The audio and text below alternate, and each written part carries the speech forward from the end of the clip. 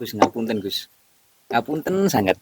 Ibu dipirengaken nggih. Ngapunten. Ini permintaan dari teman-teman yang menyimak konten kita. Ngapunten nggih, ngapunten.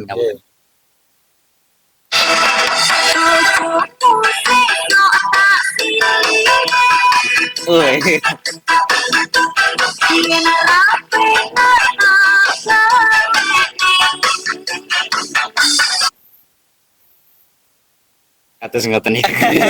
Konsepnya gimana nih? Assalamualaikum warahmatullahi wabarakatuh. Waalaikumsalam. Jumpa lagi dengan kami di channel resmi milik Imam Sidoarjo.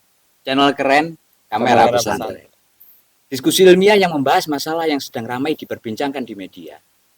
Dan tentunya berdasarkan referensi yang konkret dan terpercaya yang bersumber dari kitab-kitab yang menjadi ciri khas pondok pesantren.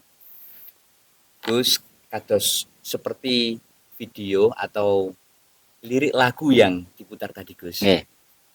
Yang sedang marak sampai digunakan sampai dilakukan, otomatis ini sudah mengakar di beberapa masyarakat Gus. Mereka merasa tidak gagah, tidak keren kalau tidak bisa memberikan rasa nyaman terhadap istri orang lain. Dalam satu istilah namanya pelakor atau pebinor.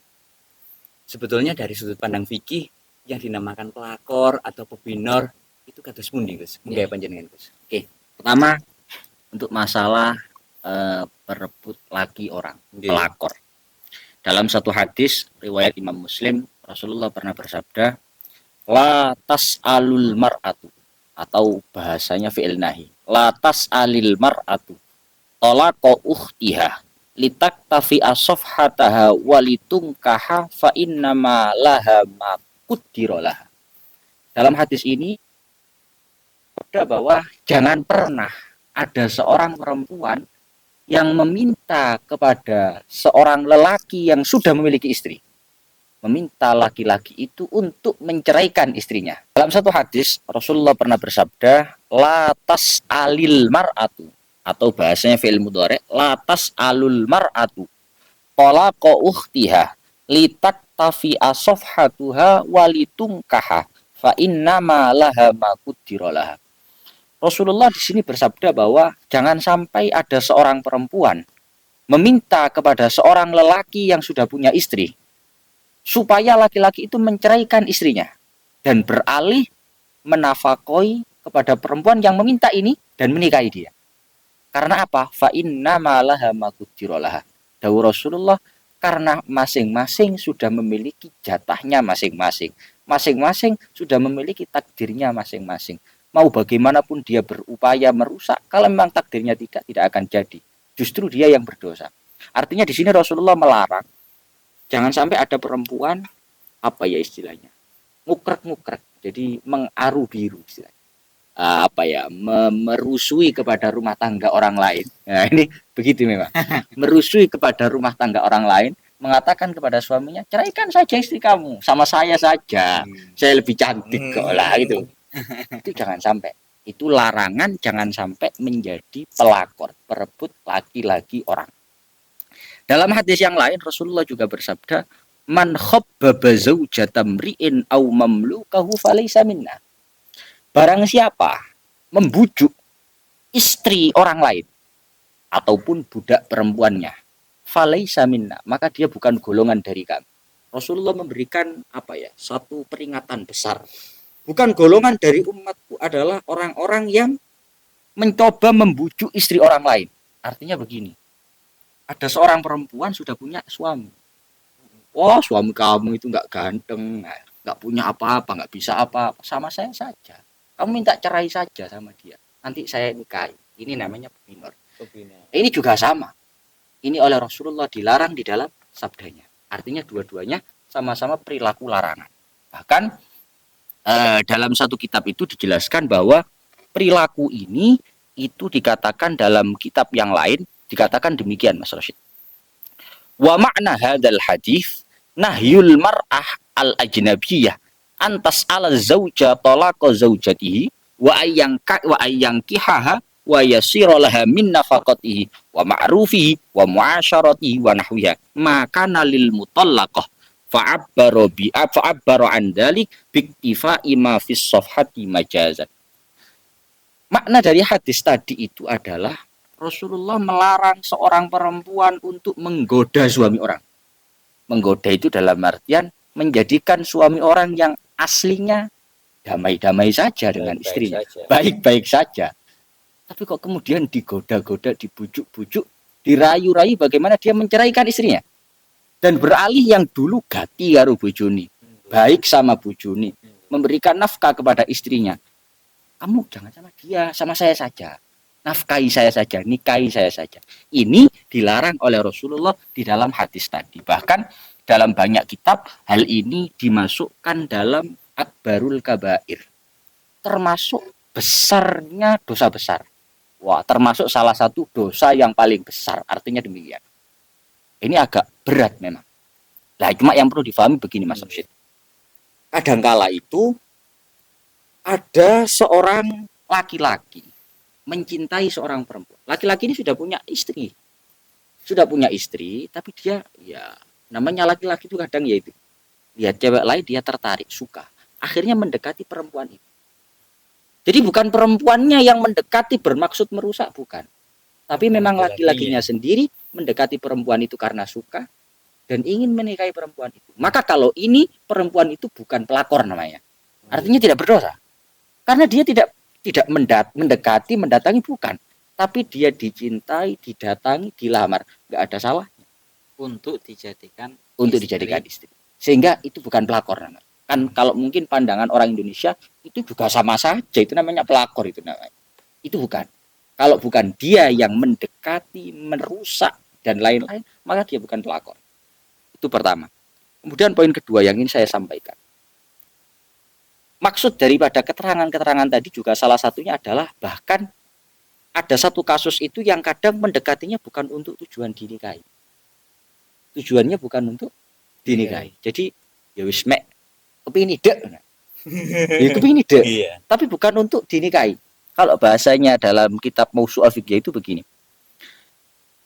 Wa haditsu man khabbaba zaujata mri'in aw mamlukahu falaysa minna ay khada'ahu wa afsadahu.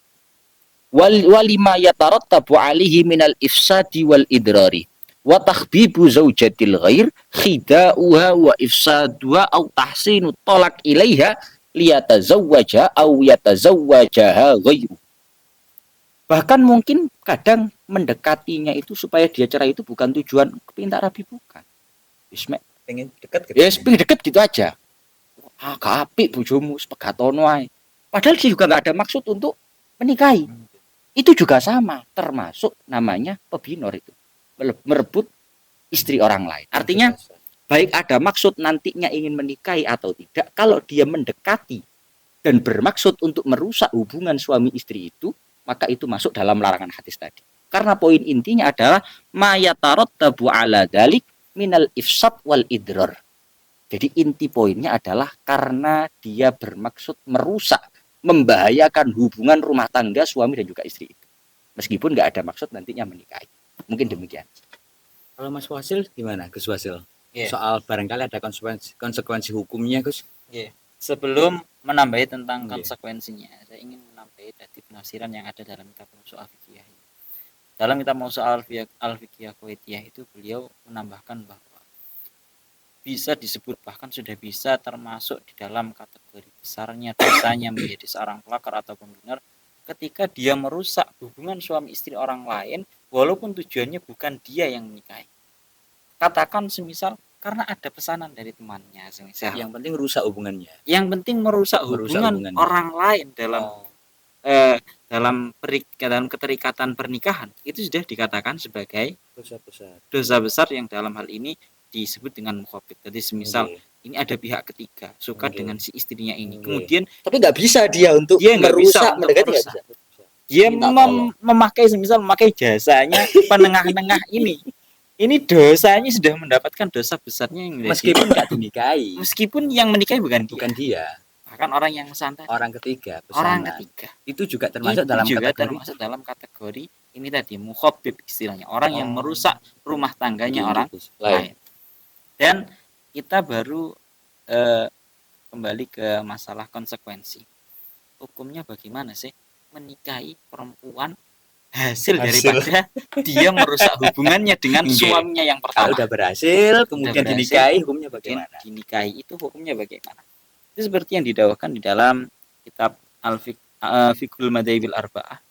Beliau dawuh ifsadul mar'ati ala zaujiha. Ini beliau dawuh inna dina al-Islam yuharrimu as-sa'ya bil fasadi baina zaujaini wa ya'tabiru min akbaril kabair indallah. Jadi memang secara konsep dasarnya sudah bahwasanya agama Islam ini mengharamkan jangan sampai ada perilaku atau usaha merusak antara hubungan suami istri. Dan bahkan ini termasuk dosa yang besar. Nah, ini titik tekannya. Wa qad ikhtalafa al-fuqaha'u fi hukmi man afsada imra'atan ala zawjiha hatta talaqha. Para ulama ahli fikih mulai ada perkhilafan hukum di antara mereka. Hukum menikahi seorang perempuan yang sudah berhasil dia rusak hubungannya dengan suaminya yang pertama. Kalau secara madhabnya Syafi'iyah dan juga Hanabilah dan juga yang lainnya, beliau tiga pendapat sepakat, Hanabilah, Syafi'iyah dan juga Hanafiyah, qalu inna ifsada zaujati ala zaujiha la yuharrimuha alaman afsadaha. Menurut tiga pendapat ini mengatakan orang yang merusak hubungan istrinya orang lain itu enggak haram untuk dinikahi. Akan tetapi bal yahillu lahu zawajuha halal. Walakin hadal insanu yakunu min afsakil fusak. Manusia model yang seperti ini dia statusnya adalah afsakil fusak, orang yang paling fasik. Bahkan wa amaluhu yakunu min angkari anwa'il isyani wa afhasyid dunubi indallahi azza wa jalla yaumal qiyamah. Termasuk tindakan mungkarat yang paling buruk menurut Allah Ta'ala besok di hari kiamat. Karena ini bertendensi dari hadisnya Kanjeng Nabi, man afsada imra'atan ala zaujiha falaisa minna. Pun itu dalam tiga mazhab memang masih boleh untuk dinikahi walaupun itu dia statusnya min afsakil fusak, orang yang paling fasik. Yang paling berat adalah dari mazhab Malikiyah. Mazhab Malikiyah mengatakan al-Malikiyatu qalu inna man afsada zaujata ghairiha liyatazawwaja ba'dahu tahrumu alaihi tahriman mu'abbadan. Kalau ada orang berhasil membujuk dengan cara merusak hubungan seorang istri dari suaminya, maka si perempuan tersebut akan menjadi haram untuk dia nikahi untuk selamanya. Konsekuensinya. Jadi meskipun berhasil nggak boleh Jadi dinikahi. walaupun sudah ditalak sama suami awal, hukumnya menurut Malikiyah haram untuk dia nikahi. Apa? Kenapa alasannya? Mu'amalatan lahu binaki di kosti. Karena ini merupakan balasan daripada tujuannya yang pertama tadi. Ingin merusak dengan tujuan agar bisa mendapatkan.